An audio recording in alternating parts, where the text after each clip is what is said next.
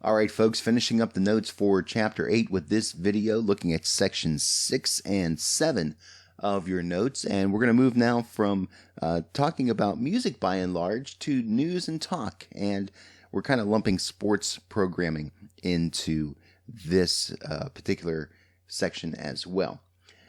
The format strategies of talk radio are just as complex as those in the various music formats. Various questions have to be answered. How much news do we put on? How many telephone interviews? What types of personalities do we want on the air? Do we want them to be calm, cool, and collective? Do we want them to be loud and obnoxious or shock jock types of talkers? What do we want to do? Do we do sports? How much sports do we do? How many commercials? When do they air? All these things are going to be programmed into a hot clock for a news station, a talk station, or a sports station. The first consideration for a station planning a spoken word service is to determine the type and the amount of talk. Is it going to be just the hardcore news?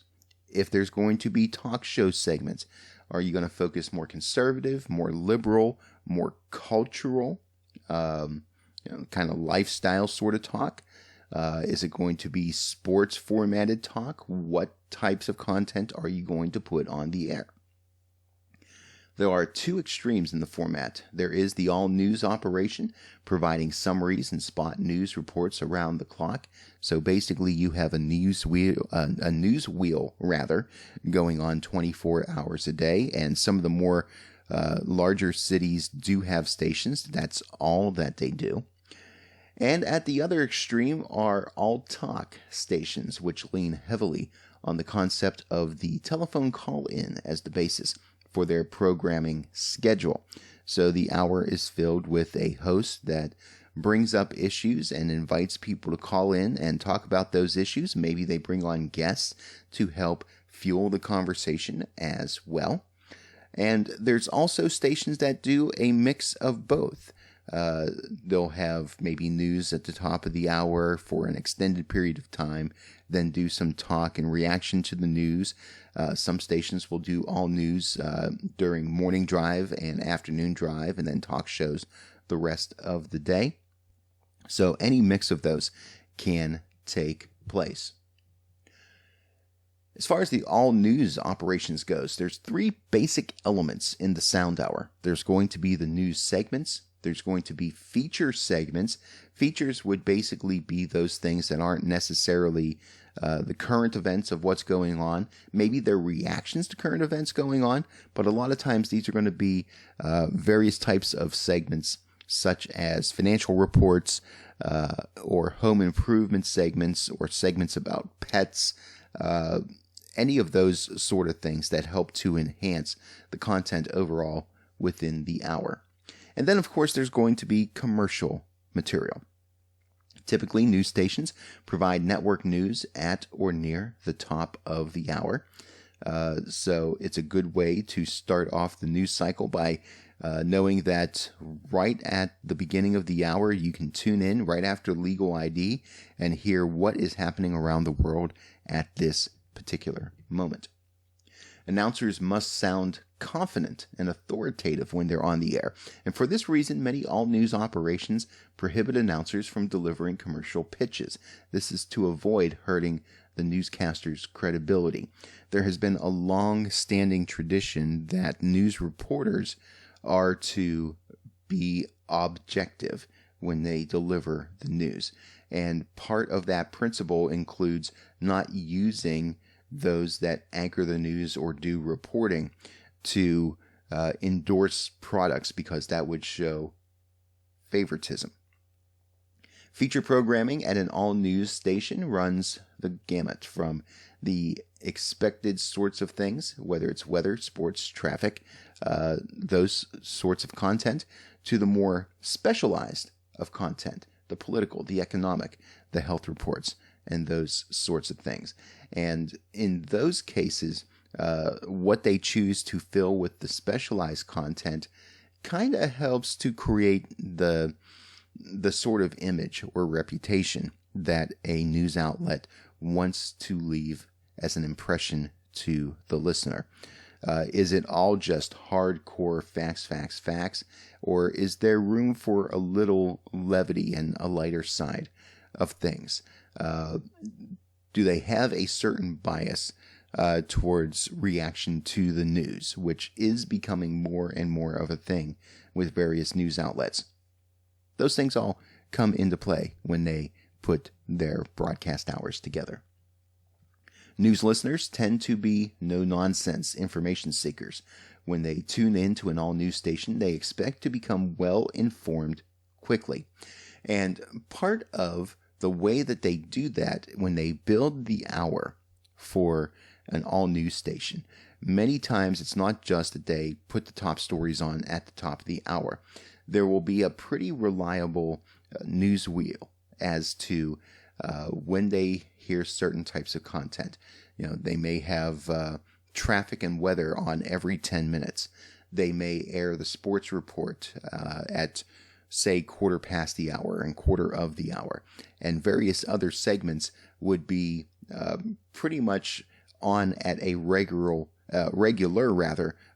interval within the hour. If you're into the lighter side commentary feature, that's going to be on at a certain point in the hour every hour. Those types of things. News segments are common, particularly at the top and bottom of the hour on news talk stations, with the remainder of the program hour filled by features, interviews, and telephone call-in segments. Unlike the announcers on all news stations, who tend to be interchangeable, because basically you're not really personality driven on news radio stations, even as much as television news tends to be.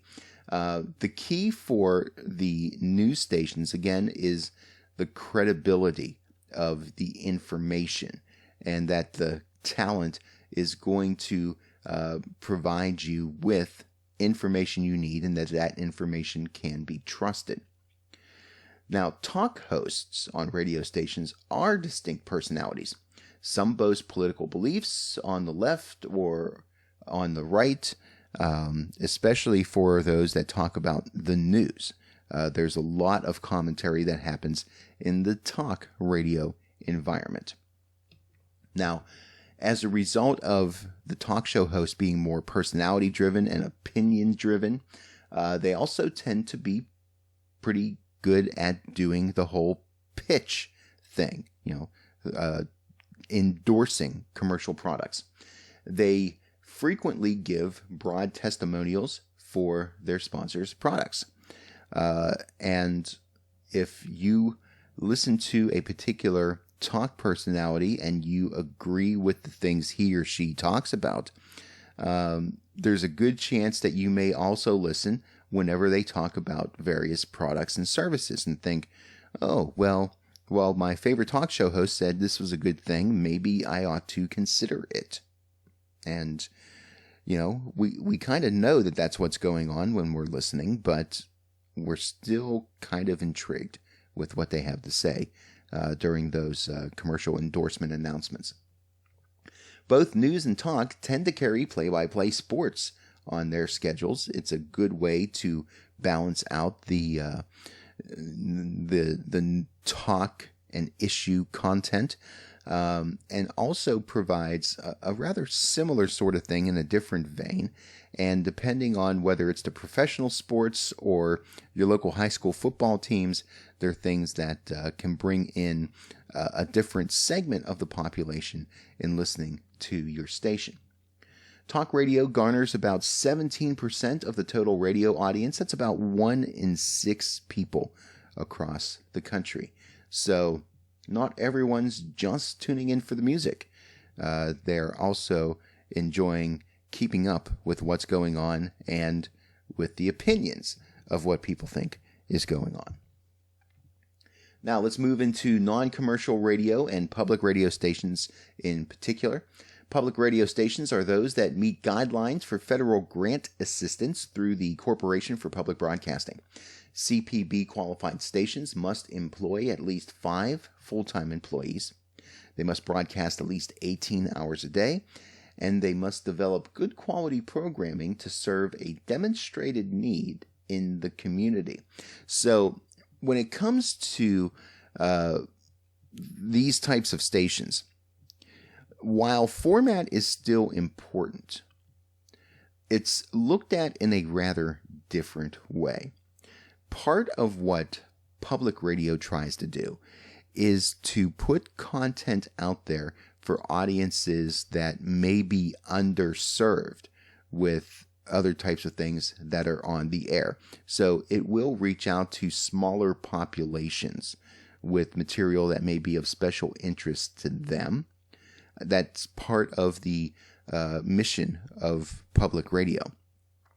So if they see that a certain segment of the population is underserved by content, many times public radio stations will jump at the chance to air that type of content, at least for a portion of their broadcast day.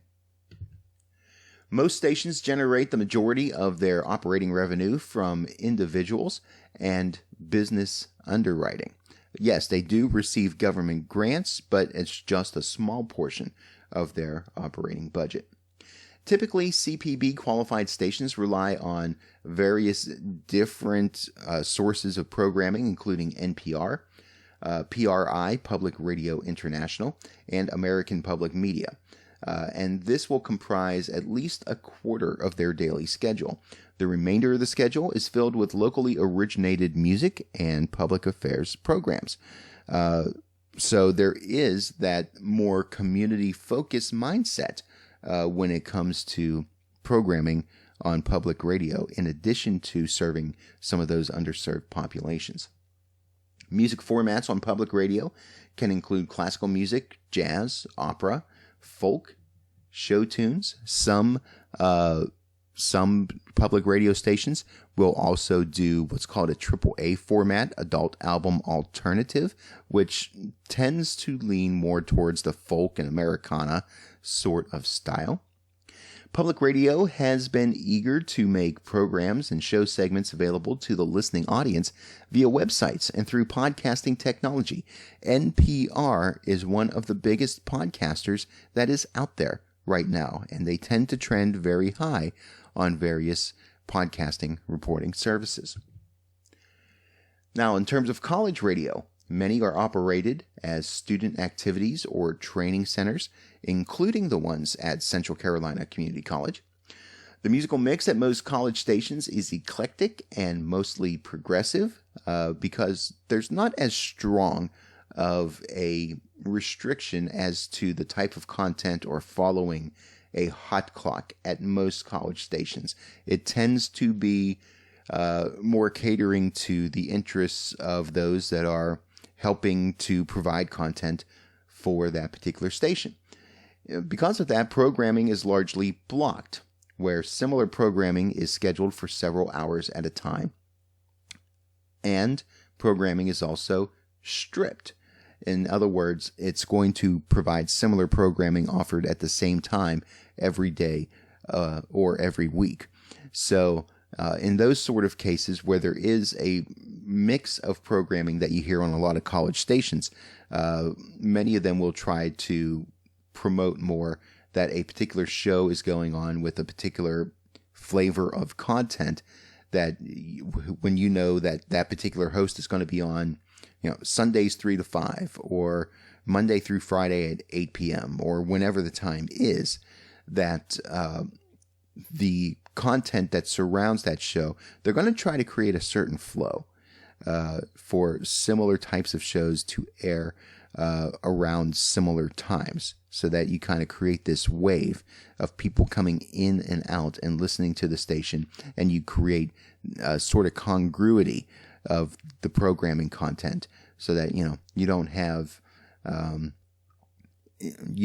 like a serious classical hour followed by the heavy metal music hour or something like that.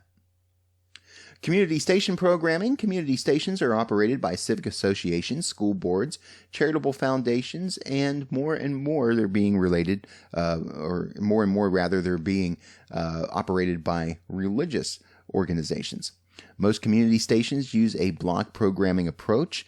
They will divide their programming up into 2 or 3 hour blocks, appealing to different audiences at different times.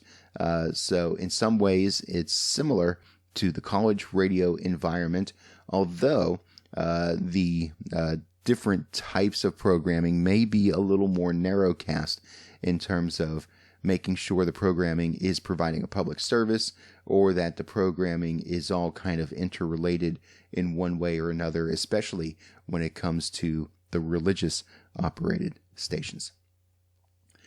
And then micro broadcasting and low power FM. Low power FM stations are run by small community organizations. Usually they broadcast at rather low power, 100 watts or less, and have an average listening radius of right within its community in and of itself. We're talking, maybe 3 to 5 miles, somewhere in there.